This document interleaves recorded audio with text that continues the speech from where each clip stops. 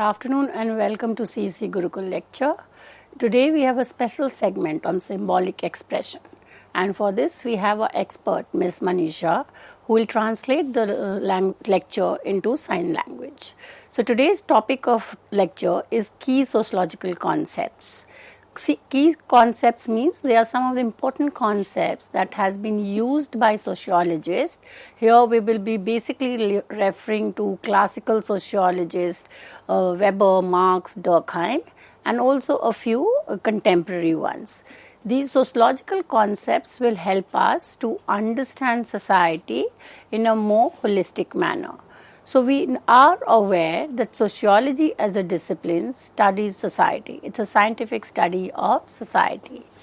A number of sociologists have used several concepts in explaining behavior of individual.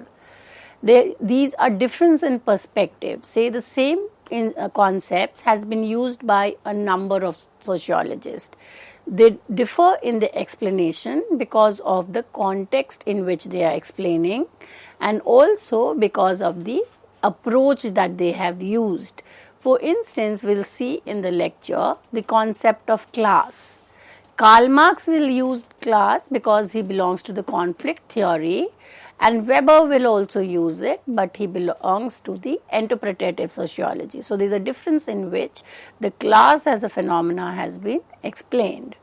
So we tend to understand that Marx uses conflict approach. Durkheim was a functionalist. He tried to explain the functions of the institution. Weber gave us the Verstehen. Verstehen means interpretative sociology. So Marx and Durkheim belong to the positivist school.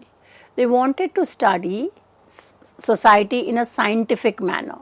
So they stressed on objectivity, on more in terms of comparative method and understanding reality as a object. Weber differs. He says that it is not necessary to understand society only from objective perspective. So therefore you can subjectively understand a reality. So the meaning that one attach or the actor attached to a social action differs from person to person, and that is why interpretative sociology. You tend to understand the meaning attached to a particular action. There are nothing correct or incorrect explanation in sociology. Each one of them and all of them are correct. It only depends in the context in which they are used and the methodological stance of the thinker. So now we will look into a few of the sociologists and some of the concepts that they have used. The first is the Auguste Comte, who is considered as the founding father of sociology. For him, sociology was the study of society. In the sense, he wanted to evolve a science of sociology. So he says that there are two concepts, social dynamic and social static. Now dynamic, as the term says, implies change, progress, development. That is, everything is changing, constantly evolving. And static, on the other hand, would be something which is constant. It's not improving, it persists as it is. It's permanent and negates any kind of change. So society has to be studied by referring to both the dynamic and the static element. So social statics and social dynamic help us to understand progress and order, change and stability. And these two are twin pillars of the system. We'll see that some of the institutions doesn't change. Though the change is there, the change could be a little slow, but some are changing very fast. Next we move to class, the understanding of class as used by Karl Marx. So the claim of Karl Marx and Engel was the history of all hitherto existing society is the history of class struggle. This is the core idea given by Marx and Engels. And this helps us to understand class from a economic determinist position. What does that mean? It means class emerges in the economic sphere. For Marx, there were two kinds of class which he is more focused on. One was those who own means of production. They were the capitalists. And second were those who do not own any means of property, no private property, and they are working for the other class. This class is the working class. So his understanding of class was basically with reference to possession, whether you possess private property or you don't possess. So Marx theory is centered around means of production. As means of production changes, the society changes, the class relations changes. Weber will differ from Marx in his explanation. And he says it is not only the market situation, but it is also the social situation which determines class. So when we look into class, the other concept given by Marx was class consciousness.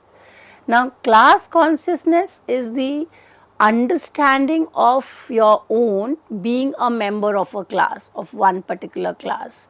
So when we go into the theory of Marx, we see he says that when there is a lot of exploitation by the capitalist class, the working class become aware of the exploitation, and therefore they start forming a class in itself, and slowly and gradually from class in itself they will form a class to oppose the capitalist class, and that would be a class for itself. So this is based only on the sense of being conscious of your identity as a member of a particular class. So it's a historical phenomena. If we refer to Karl Marx's theory, he says when this class consciousness increases and people become aware of the exploitation, the working class will rise in a revolt, and therefore class will come to an end. So it's a collective struggle against the exploitation of the capitalist class. Another concept used by Karl Marx, which is very significant even till an understanding workplace situation today, is the concept of alienation. Now, alienation was used in the work of Hegel and Karl Marx. So, in his work published in 1844, Economic and Philosophical Manuscript, Marx defined alienation as a loss of self because of the growth of ownership of private property. We can say capitalism. So, he says that human being had the virtue of producing for their own need. Everybody could produce and have a subsistence survival. What happened is, from communal ownership, that is collective ownership of property, there was a move towards private ownership. Every individual started owning their own piece of land, their own animals and herds, and this led to the creation of the two classes, the capitalist class and the working class. Now, the working class who were dependent on the capitalist class were kind of feeling alienated. Why? Because they were alien to their own product. They had no control over the product that they produced. They were alienated from the process of production. They were just kind of a cog in the machine, and they were alienated from the community. So, for Marx, alienation is the result of commodification and found in all workplace. We will find it even in today's workplace, and it is kind of being studied by Hochschild and other as emotional labor. Now we come to the third thinker, and that's Emile Durkheim. Emile Durkheim, like Auguste Comte, wanted to evolve a science, sociology as a science. He defined sociology as the study of social facts. So according to Durkheim, they are social facts which are distinct from biological and psychological fact. So, for Durkheim, anything could be a fact when if it had the three characteristic. It was external to individual, it had a coercive effort, pressure on individual, and third, it's a priori, that is, its existence is independent of individual. By social fact, he meant the pattern of behavior that characterizes a social group in a given society. So, we see that he was kind of evolving a method by which he could characterize individuals and behavior as social fact, observe them, compare them, and arrive at a generalization. As he was evolving a sociology as science, he advocated the study objectively. Objectively means that you will not bring in your bias, prejudice in understanding or uncovering the social fact. You understand it without any feeling, without any kind of emotions. So, he was the first sociologist to apply statistical method to the study of social phenomena. Another concept used by Durkheim is solidarity. Now, what is solidarity? Solidarity relates to people's identification with and supportiveness of other members of groups to which they belong. In simple word, it is the relation between the different members of a society, how they are connected to each other. So, in his book, The Division of Labor in Society, Durkheim traced the progress of society from, say, an agriculture to industrial society, and he said that there is a shift from mechanical to organic solidarity. So, he was saying that society are different in terms of how they achieve order.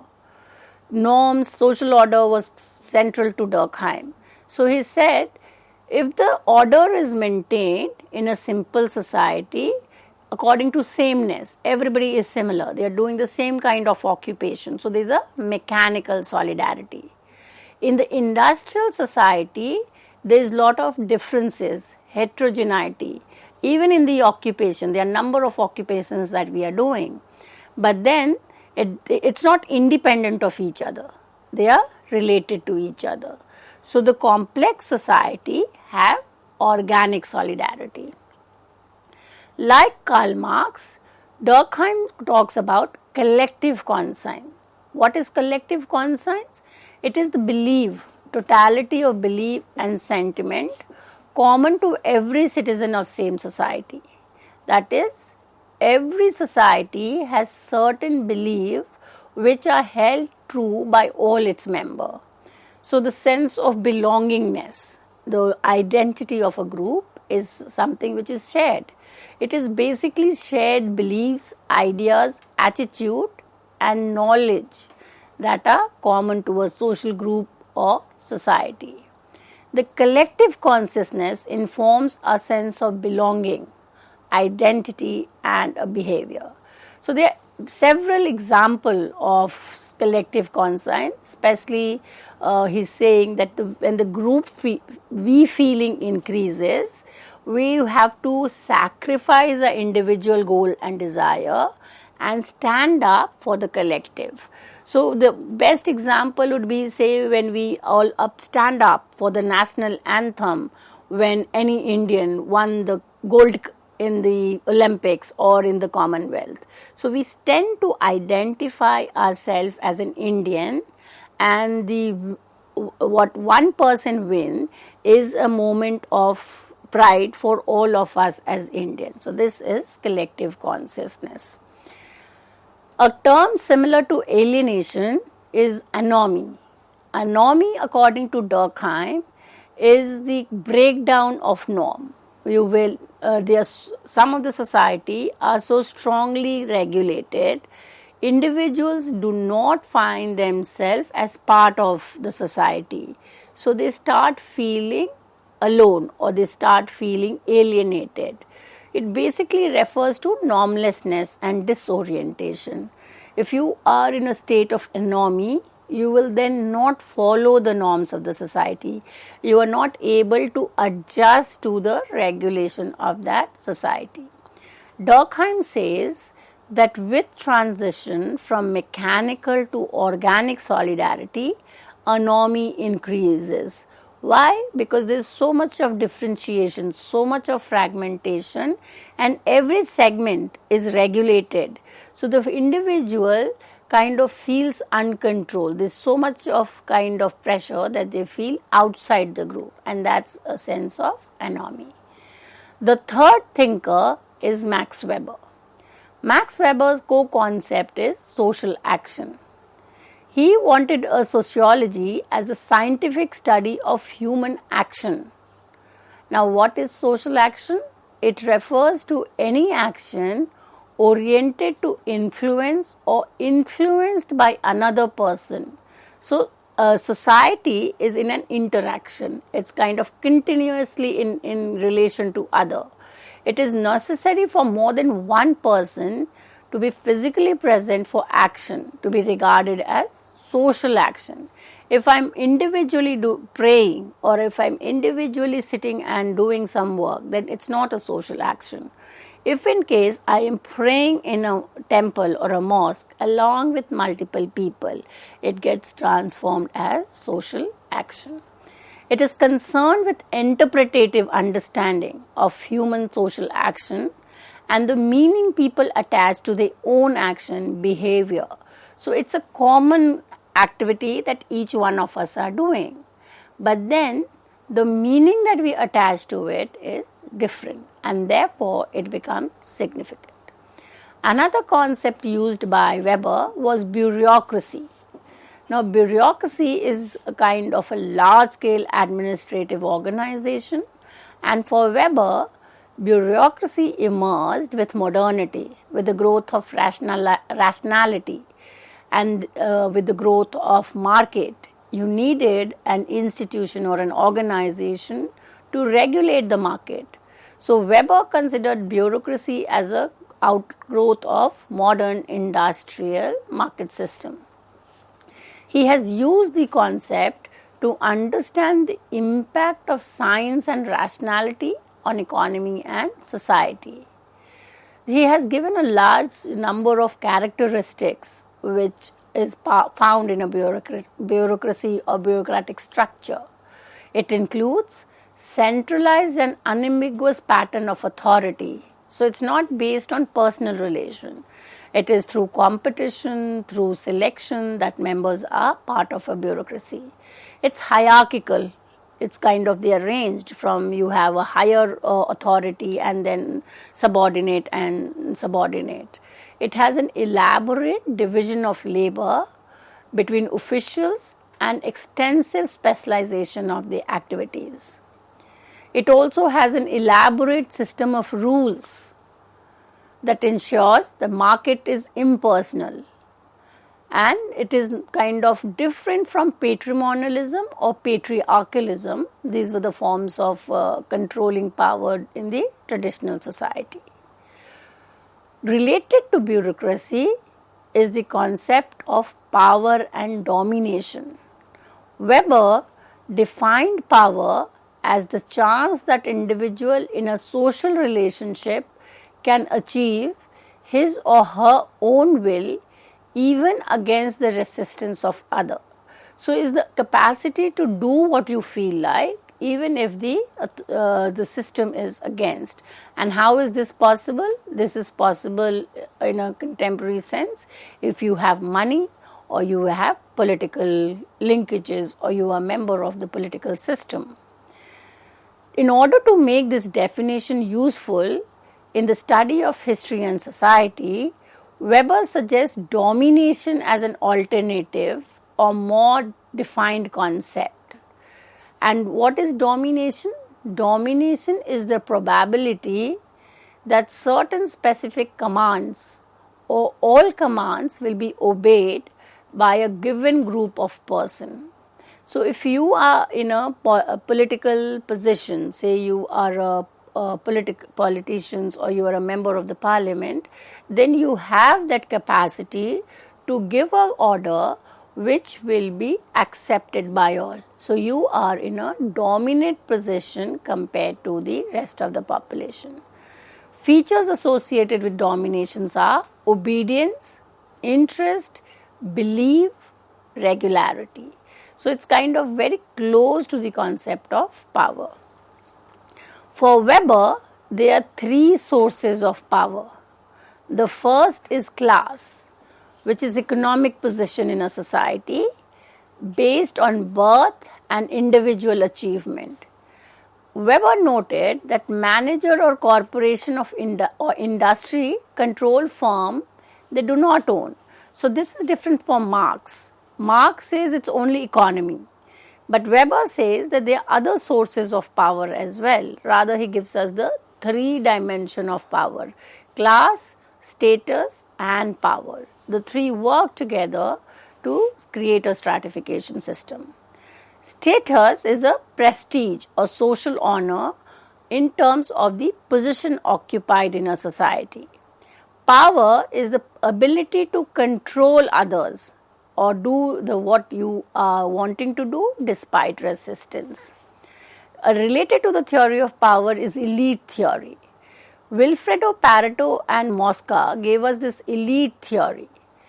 The population can be divided into two groups: a lower stratum, that is the non-elite, that is common men, and upper stratum, that is the elite. So, elite are basically politicians, bureaucrats, high professionals, and the common people are the elite. Now, elite is further divided into governing elite and non-governing elite. And there is a circulation. So, this is not fixed position. If we see, it changes with change in economy, change in polity, and the movement is from, say, elite to non-elite or from non-elite to other. So, the position of elite is not fixed and it is in a circulations. So, with this we have done a number of concepts dealt by the sociologist, and these concepts helps us to understand society from a more sociological perspective. With this, I come to an end of today's lecture. Thank you.